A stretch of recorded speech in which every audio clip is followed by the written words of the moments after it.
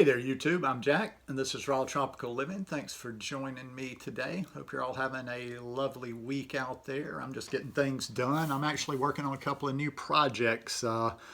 I've mentioned it before, but I've dealt with a lot of anxiety over the last 2 years, and probably if I'm really honest with myself, I've probably had a little bit of depression in there. But I've just kind of decided I got to shake that off, get some things done, and it's been a pretty good week so far. So anyhow, today I wanted to talk about a different approach or method to a raw food diet.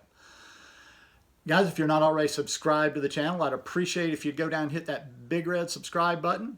Then click on the little bell and check send notifications so you'll stay subscribed to the channel. And come back and check out some more of my videos. And you can go in and check out people on different channels. Maybe not me, but just for FYI. Like I ask people will ask me, especially on Instagram or different places sometime if I have particular videos or whatever. I got a number of playlists over there. I've got some beginner, how to start a raw food diet. I've got transition videos over there. So go check out a few of the playlists.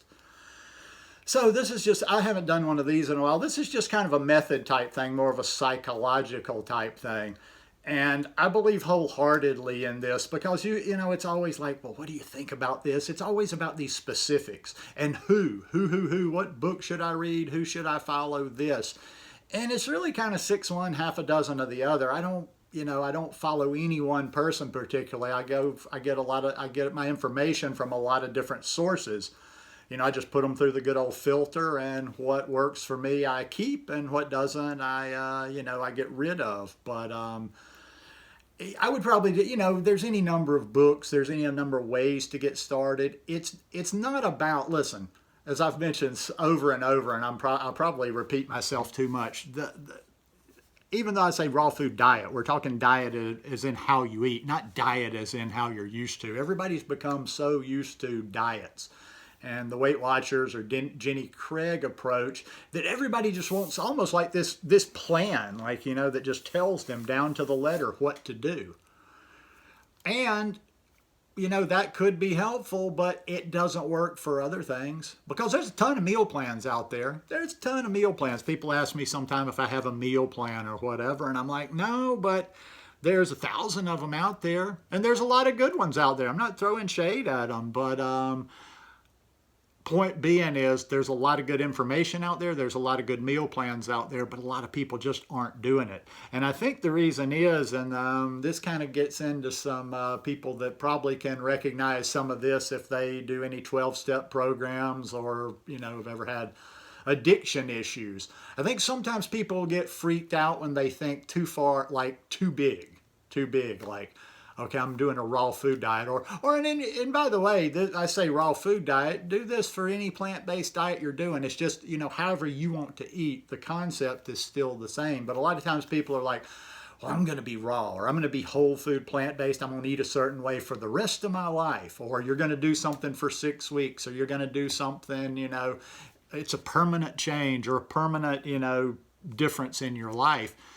And I think that overwhelms a lot of people, and people start getting in, oh, I can never eat this again. I can never eat that again. I'm never going to enjoy this again. I'm never going to do this. I'm never. And I'm always going to be doing like this. And it just kind of looms out there somewhere, and it just makes it intimidating a little bit. I say if you struggle on this lifestyle, kind of a thing for beginners, or if you struggle on this lifestyle, just think about the next step. Think about, the old cliche, the journey of 1,000 miles begins with one step, but that is true. That is true. No matter, you're going to run 10,000 miles, you still got to take that one step. So what I'm always about is focusing on the next step and not, okay, well, what am I going to be doing at mile 10 or what am I going to be doing at mile 20?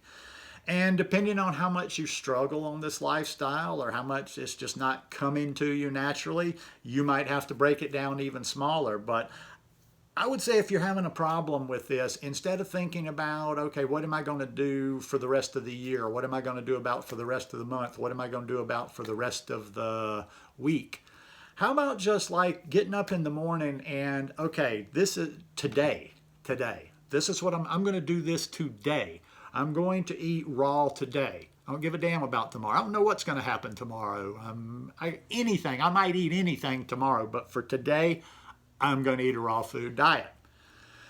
Now, if that gets even if that's even still a little bit too big for you, you can break that thing down and just think meal by meal, step by step, one moment, minute by minute. If you're really somebody that struggles with food addiction or whatever, and it's like a minute to minute thing, then you've got to take care of every minute. But if it is that, then all you're thinking about is breakfast. You haven't eaten for the day. All it's about is breakfast. Eat that breakfast. Eat a good breakfast. Eat a good breakfast. Eat plenty for breakfast. Boom, you've eaten raw. You're on your way. You stuck to it. You ate it. Next meal, only thing you're thinking about is I'm going to eat raw for lunch, or however you split it up. I'm just kind of going by the old-fashioned model of breakfast, lunch, and dinner, but I imagine you get my idea. So, then you think about lunch. Boom, that's all you're thinking about. I'm going to be raw for lunch. Now you've been raw for lunch. Maybe now I want to be raw for dinner. I'm going to be raw for dinner. Now, if there's problems in between, you think about that. Always get out ahead of this stuff. Listen, you can sit down at night. What did you struggle on today? Sit down at night as you're winding down, before you went to bed. What did I struggle on food-wise today? And then you adjust for tomorrow.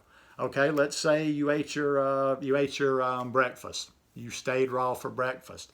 Let's say in your head you've got lunch planned and you're going to be raw for lunch.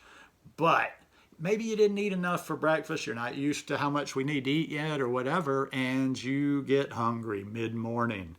And it depends. Maybe you're at the office.